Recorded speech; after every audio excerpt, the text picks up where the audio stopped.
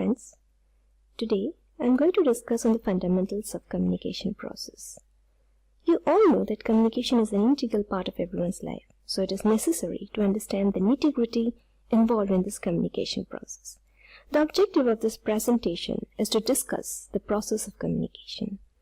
Methodology used here is the audio-video lecture with the help of screencast-o-matic software.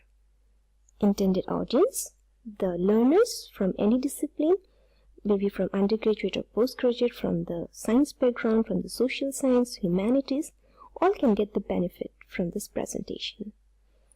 The topics for discussion is: what is communication? We all know what is communication, but let us again re-explore the concept of communication. And what are the elements that are present in the process of communication? Before that, we need to understand the meaning of communication. Communication word is drawn from communis, that is a Latin derivation, which means common. That means to have any communication, we need to have something in common.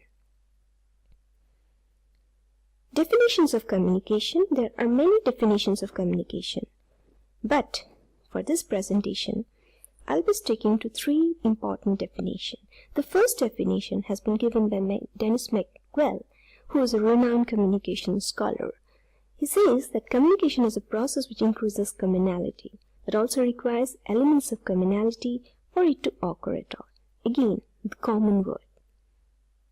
The second is a definition taken from UNESCO, which is a more elaborate one, and that itself gives an explanation that communication takes place at all levels, between people, between institutions, from government to people, from people back to government, and through many channels, both interpersonal and mediated.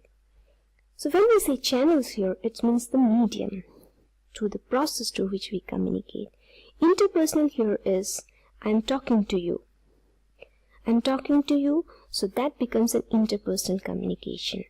And it is a mediated one because I'm using a screencast-o-matic software to talk to you.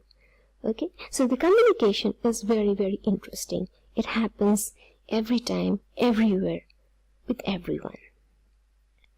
And the third definition is the process of communication is considered to be sending and receiving information. So you send an information to someone, someone receives the information, and the communication is done. For example, you send an SMS to your friend, and your friend receives the SMS. So the communication process done. Is it? Oh, it is not. So let us understand more on the process of communication.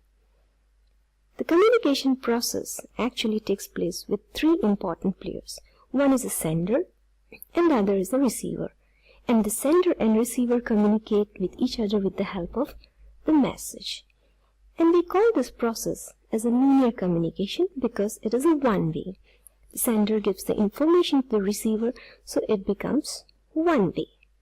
But all communications are not one-way. There are more than that also. For example, this audio-video lecture. What do you think about this? Who is the sender here? The communicator. So communicator here is me, who's giving you some information. And what is the information that I am giving you? Is the concept and communication process. And who are my receivers? My receivers are the listeners and the viewers who are interested in communication, right? So we can have three questions based on that. And we can answer these three questions like this. Who? Like, who is the sender here? I am the sender, the communicator. What is the message that I am trying to communicate? That is the concept and communication process. And for whom I am designing this message is the listeners or the viewer who are interested in communication. So all these elements are related, and that becomes a process of communication. But the process of communication doesn't end here. We'll be discussing more on the elements in the process of communication. So by now, you know who is the sender, what is a message, and who are the receivers. Sender can be one person, can be one organization. Receiver can be one person, one organization, more than one organization. And the message could be an information, could be an idea, could be a thought, anything. But to complete this process, we need some more elements in the process of communication. These are channel. So when the sender is sending a message to receiver, it needs a channel. It needs a medium through which the message would be sent. And we call this process as encoding. Encoding means when a sender sends a message, it's basically a process of encoding. Again, this message which has been sent by the sender needs to receive by the receiver. So, while doing so, there are possibilities of having some noise, or we can say barrier. For example, in this case, I am the sender who is sending the information to you on communication. The channel that I have used here is the Screencast-O-Matic software, and the noise could be here that my voice quality is not good, the internet is slow. This can be noise in terms of the receiver who will be receiving the information. So suppose you are watching this presentation and you are not able to listen to my voice properly, so that can also be a noise. So whatever the receiver receives, that is you, that process is called as decoding. And finally, when the receiver receives the information and thinks about it and gives an opinion or a viewpoint that is in form of likes, in form of comments or suggestion, we call it to be feedback. So now you can see that the line has become longer. It is no more only sender, message and receiver, but there are other three elements like channel, the noise and feedback. Now feedback here is very important. It helps in evaluating this process of communication. Whatever has happened, whatever has been delivered, it all gives you the idea whether it is successful or not, whether it is effective or not. Feedback plays an important role.